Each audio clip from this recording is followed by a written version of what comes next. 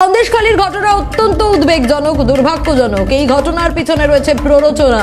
তৃণমূলকে বেইজ্জত করতে বিজেপির নির্দেশে কাজ করছে সেন্ট্রাল এজেন্সি।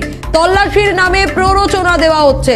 শুভেন্দু অধিকারীর বাড়িতে তল্লাশি হয় না। যেখানে বিজেপি সংগঠনে পাল্লা দিতে পারছে না, সেই এলাকায় গিয়ে প্ররোচনা দিচ্ছে তারা। এলাকাবাসী এবং তৃণমূলের নামে দোষ দিচ্ছে, সংবাদ মাধ্যমকে কাজে লাগাচ্ছে।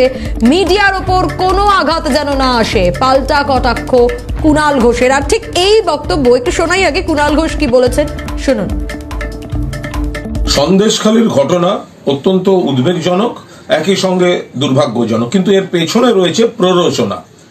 লাগাতার ধারাবাহিকভাবে কার্যত রোজ শুধুমাত্র তৃণমূলকে বেইজ্জত করবে বলে বিজেপির নির্দেশে সেন্ট্রাল এজেন্সি এবং সেই সঙ্গে সেন্ট্রাল ফোর্স বিভিন্ন এলাকায় গিয়ে তল্লাশির নামে প্ররোচনা দিচ্ছে এবং সেটা কার্যত ধারাবাহিক ঘটনায় পরিণত হয়েছে।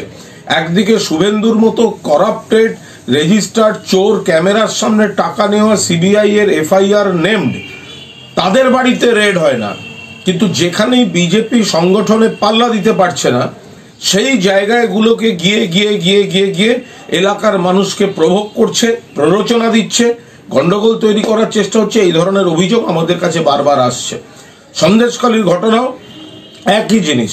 সাত সকালে এলাকায় গিয়ে প্ররোচনা দিয়ে একটা গন্ডগোল পাকিয়ে তারপর সেটা তৃণমূলের নামে বা এলাকার মানুষের নামে দোষারোপের চেষ্টা করা। আর সংবাদ মাধ্যম, মিডিয়া, তাদের একাংশকেও এরা কাজে লাগাচ্ছে এই গোটা ভুল প্রচারের কাজে। কিন্তু তা সত্ত্বেও যেহেতু আমরা গণতন্ত্রকে সম্মান করি, কোনোভাবে কোনো মিডিয়া সংস্থার প্রতিনিধিরা তারা যেন কোনোভাবে মানুষের ক্ষোভের শিকার না হন, মিডিয়ার ওপর কোনো রকম আঘাত যেন না আসে। এরা চাইছে, মিডিয়ার একাংশ কিন্তু ওদের সঙ্গে মিলে আছে, তারা একসঙ্গে মিথ্যা, কুৎসা, তৃণমূলের ক্ষতি, ষড়যন্ত্র এসব করছে একাংশ, কিন্তু তা সত্ত্বেও কোনো অবস্থায় কেউ কোনো প্ররোচনায় পা দেবেন না।